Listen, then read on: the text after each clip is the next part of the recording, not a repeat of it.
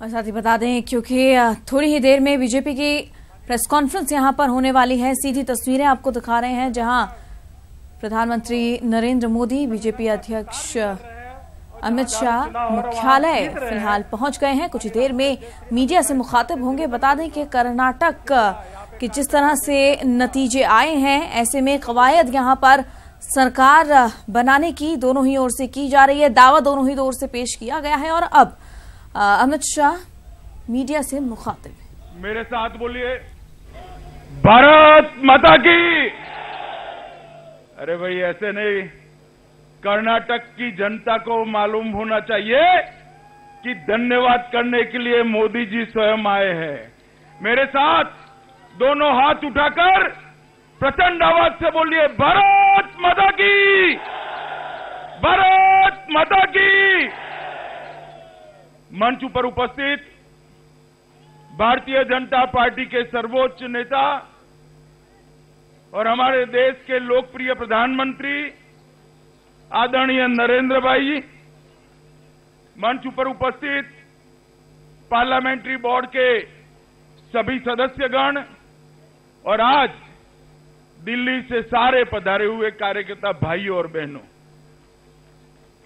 एक के बाद एक विजय के बाद आज कर्नाटक विजय का दिन हम सब लोगों के लिए बहुत शुभ दिन है। मैं आज भारतीय जनता पार्टी की ओर से कर्नाटक की जनता को हृदय से बधाई देना चाहता हूं कि कर्नाटक को कांग्रेस मुक्त करने का काम कर्नाटक की जनता ने बड़े मन से किया है। मैं कर्नाटक भारतीय जनता पार्टी के अध्यक्ष श्रीमान येदियुरप्पा जी और उनके नेतृत्व में काम कर रहे कर्नाटक भारतीय जनता पार्टी के लाखों कार्यकर्ता को भी मन से बधाई देना चाहता हूं कि कड़ी लड़ाई को उन्होंने विजय में परिवर्तित किया है।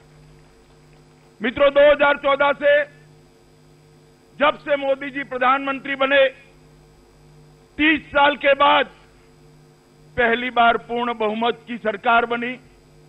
आजादी के बाद पहली बार किसी गैर कांग्रेसी दल की पूर्ण बहुमत की सरकार बनी और वो भी भारतीय जनता पार्टी की सरकार बनी। और उसके बाद सरकार के मोर्चे पर मोदी जी की विकास यात्रा जो चली, वो विकास यात्रा को देश के हर कोने ने अपना आशीर्वाद और समर्थन दिया है। और वो विकास यात्रा के परिणाम स्वरूप ये 15वां इलेक्शन है। 14 इलेक्शन भारतीय जनता पार्टी जीत चुकी है। ये 15वां इलेक्शन है जिसमें लगातार भारतीय जनता पार्टी ने विजय प्राप्त किया है। मित्रों, कर्नाटक के अंदर हम सबसे बड़ी पार्टी बनकर उभरे हैं। मैं अभी देख रहा था, मैजिक फिगर से हम 7 सीट दूर रह गए। सारे कांग्रेसियों की बाहें खिल गई कि पूर्ण बहुमत नहीं आया है, पूर्ण बहुमत नहीं आया है।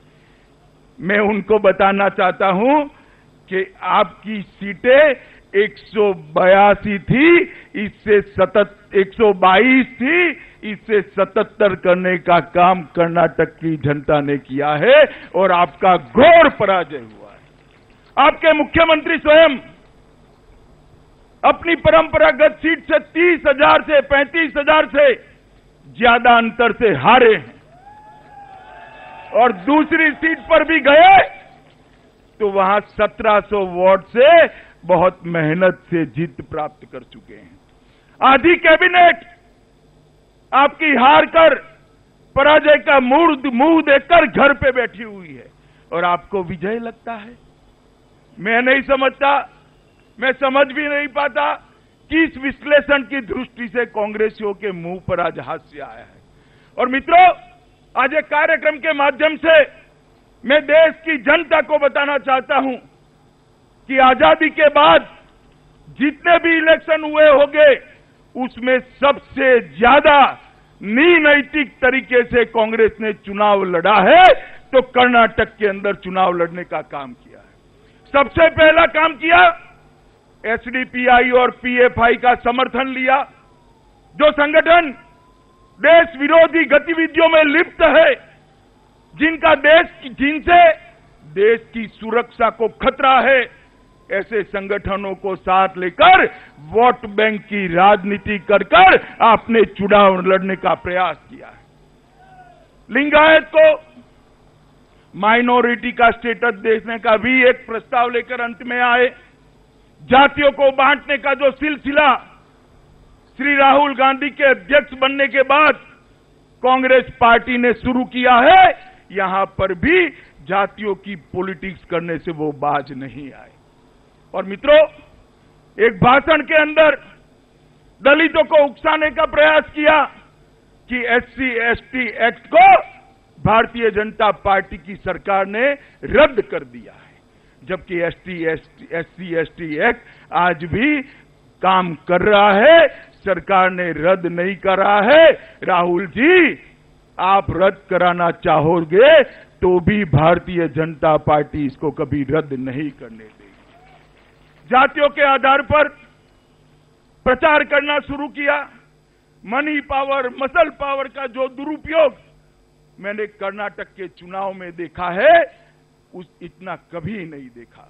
ढेर सारे फर्जी वोटर बनाए गए, फर्जी आई कार्ड बनाए गए। एक रेड होती है, 10,000 से ज्यादा फर्जी आई कार्ड पकड़े जाते हैं और उसके लिए कांग्रेस के प्रत्याशी पर एफआईआर दर्ज करनी पड़ती है, विधायक और काउंसिलर पर एफआईआर दर्ज करनी पड़ती है। ढेर सारी फरियादों के बाद चुनाव आयोग ने भी इसका संज्ञान लेते हुए वो सीट का इलेक्शन रद्द करना पड़ा। ये सारे प्रयास करने के बाद भी कर्नाटक की जनता ने आपको स्वीकार नहीं किया है। भारतीय जनता पार्टी की पहले 40 सीट थी, आज 104 सीटें भारतीय जनता पार्टी की हुई और भारतीय जनता पार्टी के 19% वोट थे, उससे बढ़कर 36% वोट भारतीय जनता पार्टी के हुए हैं और हम हाफ वे मार्क के बहुत नजदीक पहुंचे। मित्रों, एक कर्नाटक का चुनाव लोकतंत्र में भरोसा रखने वाली जनता के लिए एक संदेश